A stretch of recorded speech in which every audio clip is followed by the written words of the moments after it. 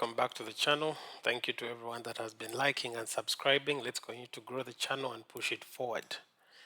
I hope everyone's weekend went okay or went good.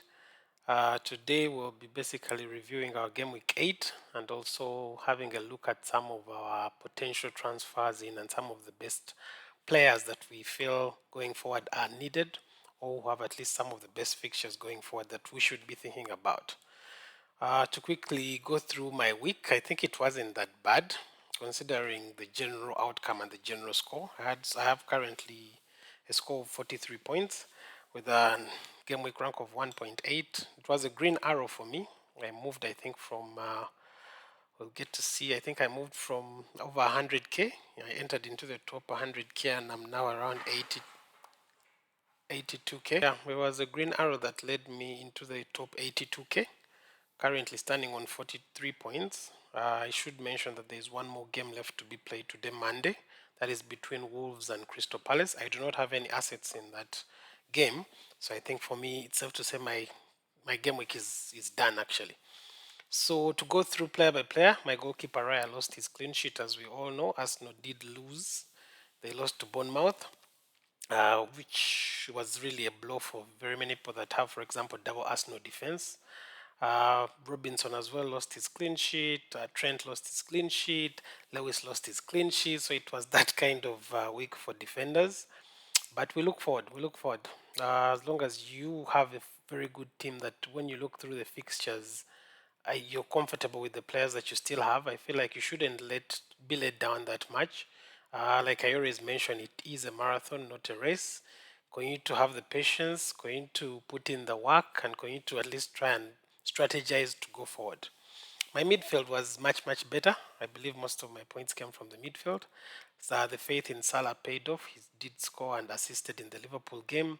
Saka didn't play, so it was that kind of game whereby I actually fielded 10 players because my entire bench as well didn't play. I had Greaves on bench. I had Konsa on bench. All of them didn't play, so there was no one to even sub in for Saka. But yeah, McNeil came through with an assist. Rogers scored, but he keeps on getting yellow cards, and that affects his bonus points and his general points. So that is something that I'm looking into. Mboimo failed to turn up against Manchester United like very many thought, and then Raul scored that as well. Haaland, my captain, as very many of us didn't perform.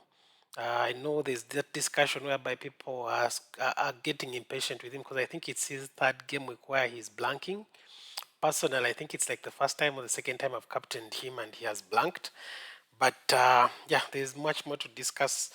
Though when you look at the fact that he plays Southampton next, that's something the hope, you keep on wondering if you should give him, yeah, some more time.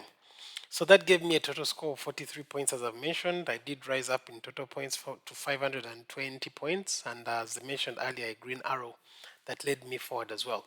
But maybe a word in for some of us that have underperformed. I know it's that kind of game whereby very many people are below average. But like I mentioned, do not look down, do not give up. Just look at your squad and you can realize that on another day things would have gone completely different. We watched a game, for example, for Spurs in a match whereby Poro could have hold. He could have scored, he could have assisted, but things didn't turn out as they did. Son himself, by the time he went off, he should have at least assisted and scored another goal where he hit the post.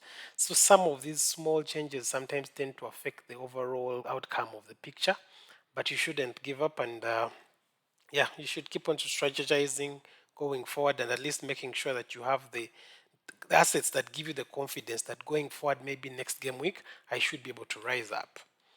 So, like I've mentioned, to quickly go through our watch list for this week, some of the players I think that we are looking forward to. Son, as I've mentioned earlier, is one of those that came back this game week. He did shine really. There was those debates of people who are wondering if Spurs is playing with the number 9, whether he'll be as effective, but he clearly showed he is very effective. The Spurs fixtures look good as well. That's why you notice even on the watch list we have, I think, 2 or 3 Spurs assets, including Poro himself. I felt like he had a very good game. He should have been involved at some point, but it was not that kind of week. So for those that have him, if you watch the entire gameplay, I feel like you'd still be confident that very soon the results will start coming in. Then Guavadio is still Now moving forward, we watched the Man City game yesterday, and one of the things I did notice is that he's more involved going forward, like he did at the end of last season. Unlike how he started the season a bit deeper into the back three, but now he's beginning to move forward as often. He should have, I think, scored like 2 goals yesterday, but he missed a couple of chances. So Virgil is looking very good among the Man City defenders, even better than Lewis. Lewis is involved at the front, but his goal threat is not as high as that of Virgil. Ain Nouri is someone I mentioned who was in our shortlist for last week, our watch list. And that is basically because of the Wolves games. We said after they get this Man City game out of the way, their fixtures really look good. So Ain Nouri is one of the people that is always involved going forward and is a great asset to think about. In our midfield, as mentioned, Son is there. Foden came back in the team and assisted yesterday, and we feel like going forward, the team is a bit more toothless without him. It's until he came onto the pitch that you got to see the penetration starting to come in. So I believe he's going to now start cementing his position in the team. His minutes is the biggest problem because they were not nailed, but I feel like he should have gotten the fitness he needs, and going forward, he should be available. And then in our forwards, we still have Strand Larsson, whom I've mentioned for Wolves. Wissa did return, and I believe going forward, his partnership with Mboimo should be able to rekindle again, and they should be a very good threat. And then Wood as well is looking good.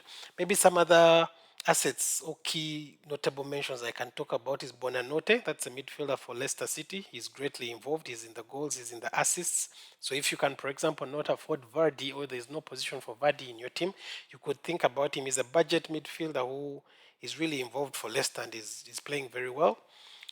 Jackson for Chelsea and Palmer are those other two that you can think about. Jackson did score yesterday and he looked good. His finishing is getting better day by day. And then maybe for Manchester United assets, Dalot, because at least he's nailed in that defense. If he doesn't play right back, he plays at least left back. And going forward, is one of those players I believe for Manchester United fixtures and covers that we will might need.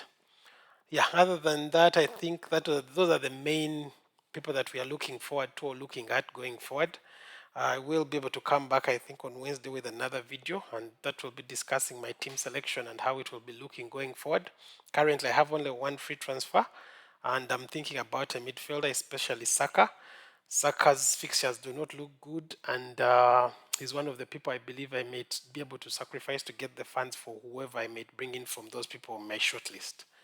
Otherwise, FPL responsibly. Have a good week and talk to you soon. Thank you.